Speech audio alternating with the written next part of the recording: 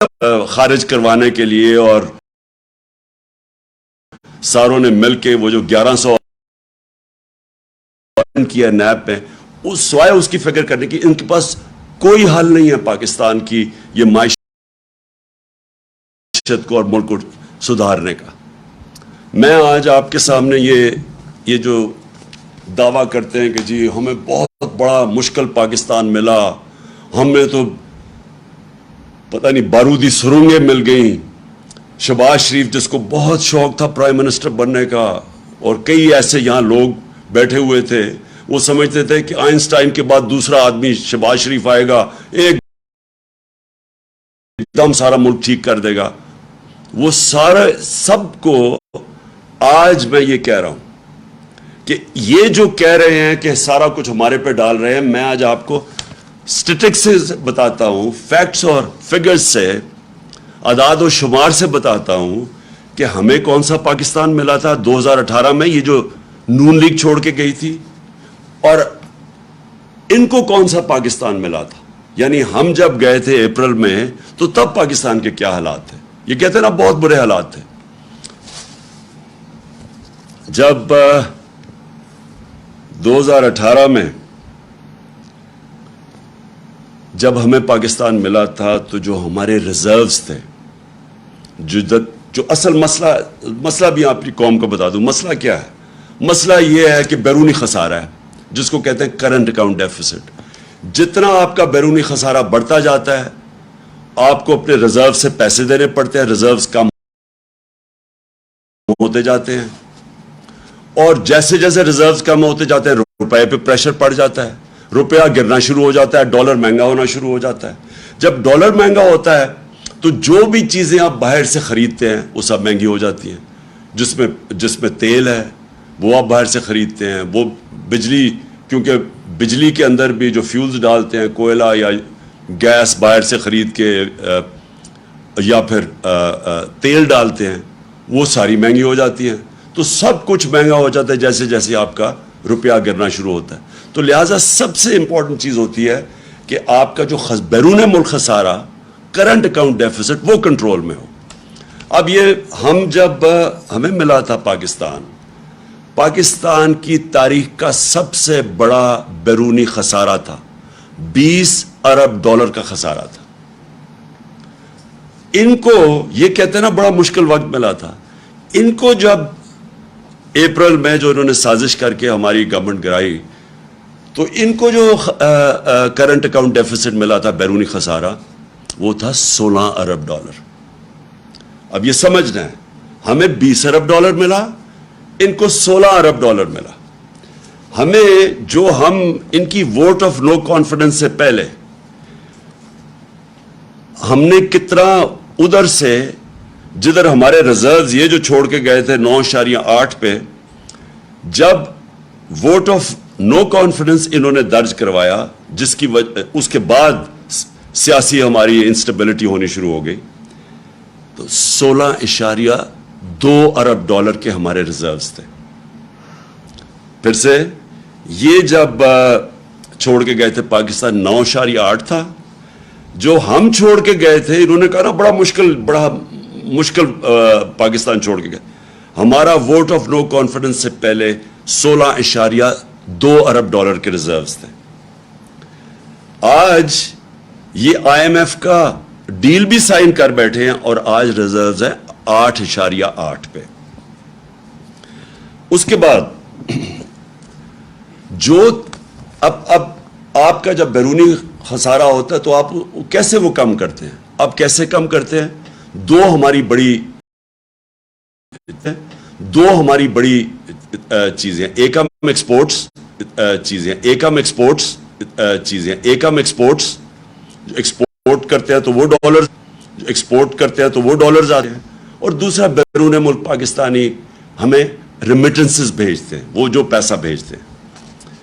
یہ جب چھوڑ کے گئے تھے تو یہ یاد رکھیں 20 ارب ڈالر کا خسارہ، لیکن ریمیٹنسز کتنی تھی اوورسیز؟ 19 ارب ڈالر کی، اور ان کی ایکسپورٹس کتنی تھی؟ 24 ارب ڈالر کی۔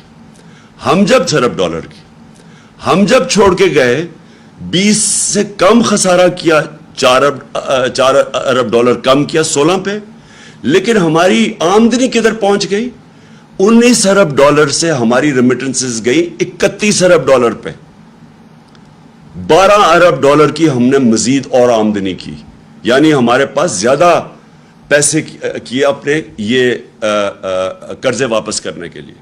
اور دوسرا، ہماری ایکسپورٹس یہ 24 ارب پہ چھوڑ کے گئے تھے، 32 ارب ڈالر پہ ہم ایکسپورٹس لے کے گئے، تو ہم نے ملک میں زیادہ ڈالرز بھی لے کے آئے اور ہمارا خسارہ بھی کم تھا۔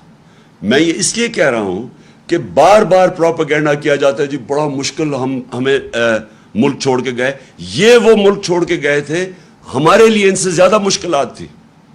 ہم نے وہ ملک ہمیں ملا، پہلے تو خسارہ سب سے بڑا، اس کے بعد ہم نے وہ سٹیبلائز کیا، اس کے بعد کرونا آ گیا، 2 سال بعد کرونا آ گیا، 2 سال کووڈ-19 دنیا کا ایک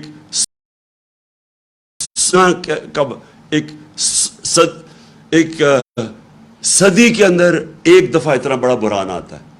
2 سال ہم اس بحران سے بھی گزرے، ہمیں یہ اب سیلاب کا ان کا بحران آیا ہوا ہے، یہ جو خاص طور پہ سندھ میں اور خیر سارے قوم کا ہے اس وقت مشکل وقت سے، لیکن ذرا ان کا اب رسپانس دیکھیں اور ہمارا رسپانس دیکھیں جو ہمارا کووڈ-19 کا بحران آیا تھا۔ دنیا نے اکنالج کیا کہ پاکستان وہ 3 ٹاپ ملکوں میں تھا جس نے سب سے بہترین اتنا بڑا کرائسس کا مقابلہ کیا۔ ہم نے کیا مقابلہ کیا، ہم نے کیا انسینٹیوز دی، ہم نے کیسے اپنے لوگوں کو ان کا روزگار بچایا، ہم نے کیسے کنسٹرکٹر بچایا، ہم نے کیسے کنسٹرکشن انڈسٹری کو انسینٹیوائز کیا، ہم نے کیسے بڑی کمپنیز کو قرضے دیے تاکہ وہ لوگوں کو بے روزگار نہ کرے۔ سارے برِ صغیر میں جس ملک میں نے سب سے زیادہ روزگار دیا کووڈ-19 کے بعد وہ پاکستان تھا، اور یہ ورلڈ بینک کی رپورٹ ہے۔ تو پہلے میں صرف یہ آپ کو بتانا چاہتا تھا کہ یہ جو کہتے ہیں نا کہ بڑا مشکل وقت تھا، اگر یہ ہوتے جس طرح کا کرونا کا جو اتنا بڑا بحران آیا تھا، اگر یہ ہوتے، یہ تو سارے کہہ رہے تھے ملک کو لاک ڈاؤن کر دو، اور انہوں نے ابھی تک جو ان کا رسپانس آیا ہے اس کے اوپر، سیلاب کے اوپر، ان کے پاس تو کوئی پلان ہی نہیں ہے ابھی تک۔ کسی کو کوئی روڈ میپ ہی نہیں نظر آ رہا، صرف ایک ہی روڈ میپ نظر آ رہا ہے کہ پیسے مانگ رہے ہیں دنیا سے کہ جی ہمیں کسی طرح پیسے دے دو۔ وہ جو سیکرٹری جنرل یونائٹڈ نیشنز کا آیا تھا اس کا وہ کپڑا ہی، وہ بازو ہی نہیں چھوڑ رہا تھا شہباز شریف کو کہ پیسے مل جائے۔ ان کے پاس تو اور کوئی پلان ہی نہیں نظر آ رہا، کیا یہ ملک کو آرگنائز کر رہے ہیں، کیسے ڈیل کر رہے ہیں۔ دوسری چیز، جب ہم چھوڑ کے گئے تھے، بلکہ جب ووٹ آف نو کانفیڈنس آیا تھا، تو ایکسچینج ریٹ پاکستان کا جو روپیہ تھا 178 روپے کا ڈالر تھا جب ووٹ آف نو کانفیڈنس انہوں نے کیا، آج ہے 236 روپے کا۔ کون سا اتنا قیامت آئی تھی کہ 178 روپے سے 236 پہ پہنچ جائے۔ اس کے بعد میں ذرا قوم کو اب بتا رہا ہوں کہ بجلی کتنی تھی، 16 روپے یونٹ تھی جب ہم چھوڑ کے گئے ہیں، 16 روپے یونٹ بجلی تھی، آج انہوں نے وہ بجلی پہنچا دی ہے 36 روپے پہ، اور اس کے اوپر جب ٹیکس لگتے ہیں تو لوگوں کے پاس جو بل آ رہے ہیں وہ دگنے سے بھی زیادہ آ رہے ہیں، اور یہ ہر انسان کو ہٹ کر رہا ہے، یہ عام سفید پوش کو بھی ہٹ کر رہا ہے، یہ انڈسٹری کو بھی ہٹ کر رہا ہے، یہ ٹیوب ویل پہ بھی ہٹ کر رہا ہے، یہ ہر جگہ اس وقت یہ جو بجلی کے انہوں نے بڑھائے ہیں دگنی سے بھی زیادہ کر دی۔ اس کے علاوہ لوڈ شیڈنگ ہے، یعنی ایک تو بجلی مہنگی ہو گئی، اس کے علاوہ لوڈ شیڈنگ، کدھر گئی بجلی؟ یعنی بجلی غائب تو نہیں ہوگی، مقابلہ کا موازنہ کر لیں ہمارے میں اور ان کے دور میں کہ بجلی کتنی تھی۔ اب پیٹرول، میں بڑی بڑی چیزوں کی بات کر رہا ہوں جو کہ عام آدمی کو ہٹ کرتی ہے۔ جب ہماری حکومت تھی، عالمی منڈی میں تیل کتنے کا بک رہا تھا؟ $103 کا، عالمی منڈی میں $103 کا تیل مل رہا تھا اور ہم کس قیمت پہ پٹرول دے رہے تھے؟ $150 لیٹر. ہم کس قیمت پہ دے رہے تھے ڈیزل؟ $146 لیٹر. آج کتنا ہے؟ آج عالمی منڈی کے اندر تیل $103 سے آ گیا $93 پہ. $10 کم ہو گیا. اور یہ کتنے پہ دے رہے ہیں آپ آج ڈیزل اور پٹرول؟ ڈیزل دے رہے ہیں $146. $100 مہنگا ہو گیا ہے $146 لیٹر پہ. اور پٹرول دے رہے ہیں $236 لیٹر. انٹرنیشنل منڈی میں کم ہو گیا ہے, لیکن یہ پٹرول 150 سے گیا ہے 236, ڈیزل 146 سے گیا ہے 248 پہ. اور گیس کی قیمتیں ابھی بڑھ رہی ہیں اور آئی ایم ایف کہہ رہا ہے کہ یہ 250% بڑھیں گی سردیوں تک. جو عام آدمی کو اس وقت سب سے زیادہ تکلیف ہو رہی ہے وہ آٹا ہے. آٹا دگنا ہو گیا. 1 کلو آٹا $50 ہمارے دور میں 1 کلو آٹا تھا. آج وہ کراچی کے اندر $100 لیٹر سے اوپر چلا گیا.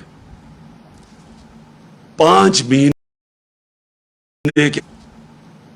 مہینے کے اندر یہ سب کچھ ہوا ہے. میں سوال یہ پوچھتا ہوں کہ کیا ہوا 5 مہینے میں کہ وہ کدھر سے کدھر قیمتیں چلی گئی ہیں. میں آپ کے سامنے بتا رہا ہوں, اور یہ صرف ساری چیز اور قیمتی لینے اور قیمتی لینے. چاول گئے ہیں $100 سے $225 پہ. دالیں گئی ہیں جو عام آدمی, میں صرف وہ باتیں کر رہا ہوں جو عام آدمی جس کے اوپر رہتا ہے, $225 سے $360 پہ گئی ہیں دالیں. $360 پہ گئی ہیں دالیں.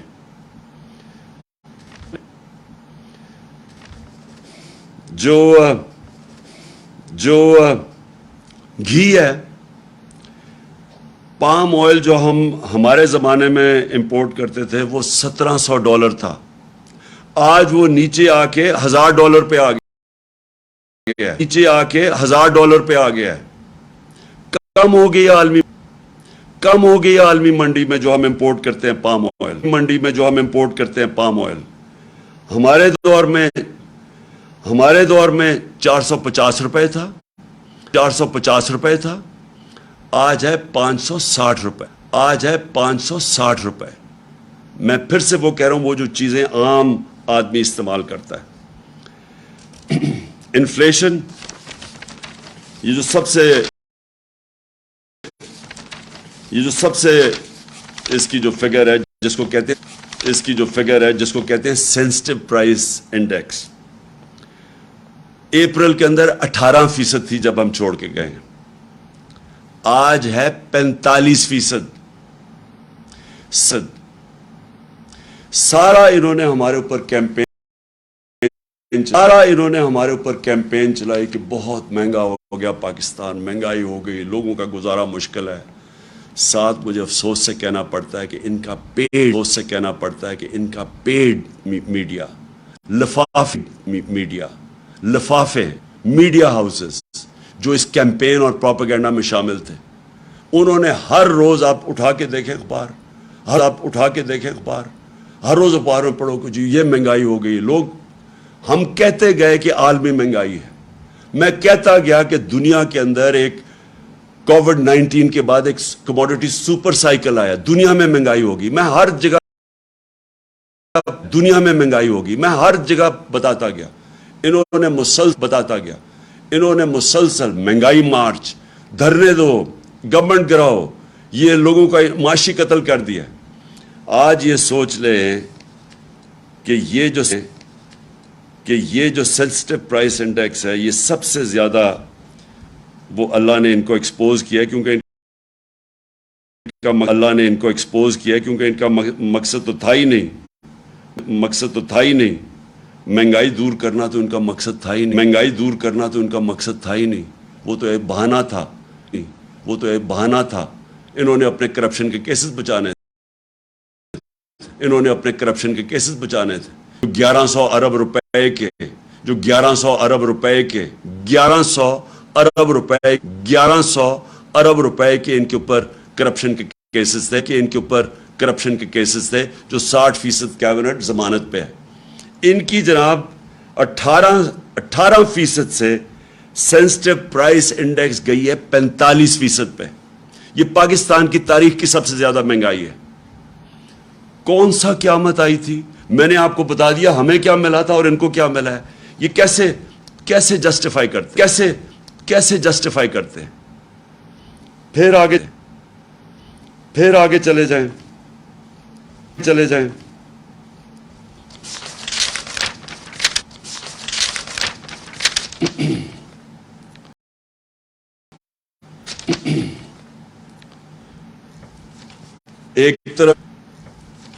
एक तरफ महंगाई बढ़ रही है, दूसरी तरफ इकोनॉमी कॉन्ट्रैक्ट कर रही है। मतलब ये कि कॉन्ट्रैक्ट कर रही है, मतलब ये कि जो हमारा 17 साल के बाद हमने उस जगह से मुल्क जो इधर छोड़ के गए थे, उधर से निकाल के हमने जो पाकिस्तान की जो रेट थी, ग्रोथ रेट थी, जो दौलत में इजाफा था, जिसको ग्रोथ रेट कहते हैं, हमारे आखिरी 2 साल में 5.6% और चौथे साल के अंदर 6%।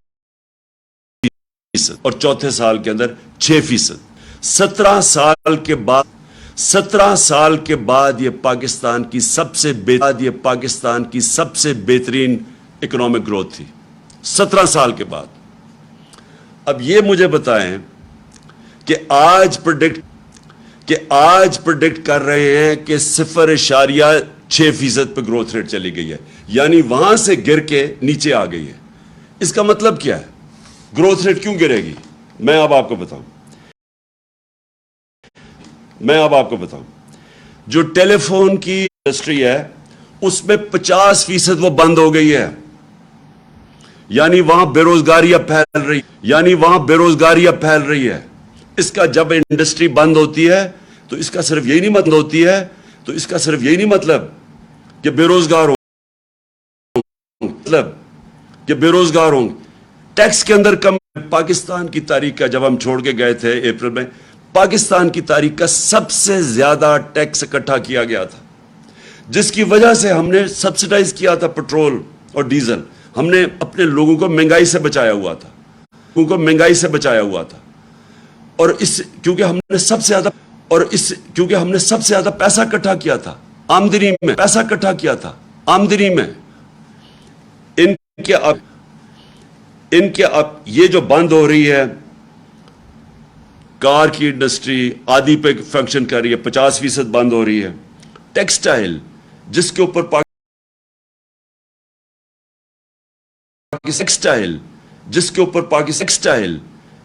पाकिस्तान चलता है, एक्सपोर्ट्स जिसमें बढ़ती हैं, वो 20% बंद हो रही है। अब इसका मतलब ये है कि हमारी एक्सपोर्ट्स और कम हो जाएंगी। जब एक्सपोर्ट्स कम होंगी, इसका मतलब डॉलर कम आने शुरू होंगे। जब डॉलर कम आने शुरू होंगे, बैरूनी मुल्क का खसारा बढ़ जाएगा। जब वो खसारा बढ़ेगा, रुपए के ऊपर और प्रेशर पड़ जाएगा। तो टेक्सटाइल 20% इंडस्ट्री बंद हो गई है। 20% इंडस्ट्री बंद हो गई है। सीमेंट 34% सीमेंट सेल्स कम हो गई हैं।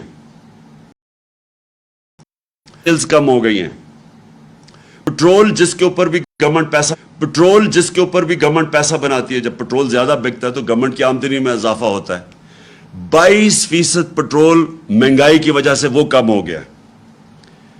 और अब जो 2 चीजें हम पाकिस्तान फेस कर रहे हैं, एक तरफ महंगाई, दूसरी तरफ बेरोजगारी, जिसकी वजह से ورلڈ بینک اور IMF اب کہہ رہی ہیں کہ پاکستان انتشار کی طرف جا رہا ہے، سول انریسٹ کی طرف جا رہا ہے، سری لنکا والے سچویشن کی طرف جا رہا ہے، کیونکہ ان کے پاس اب کوئی حل نہیں ہے اس کا۔ تو میں آخر میں اب جو جس کی وجہ سے میں نے یہ آج آپ کے سامنے پریس کانفرنس کی تھی، میں جو آپ کے سامنے اب چیز رکھنا چاہتا ہوں وہ کیا ہے؟ ایک میں آپ کو فگر دیتا ہوں۔ ایک ہوتی ہے انٹرنیشنلی ایک ملک کی رسک ہوتی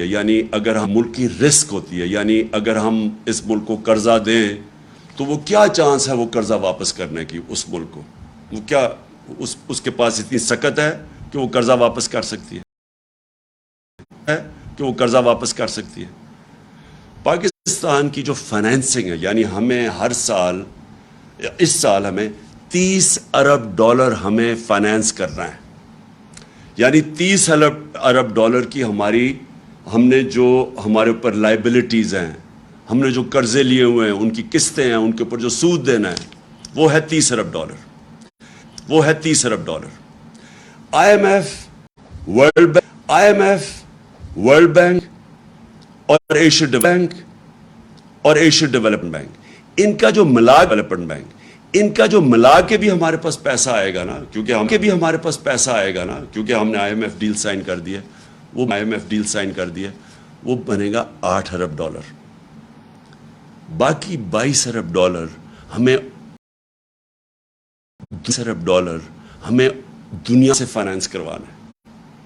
اب یہ جو میں اپنی جو مجھے خطرہ اب نظر آ رہا ہے، میں اس لیے یہ پریس کانفرنس کی ہے، جو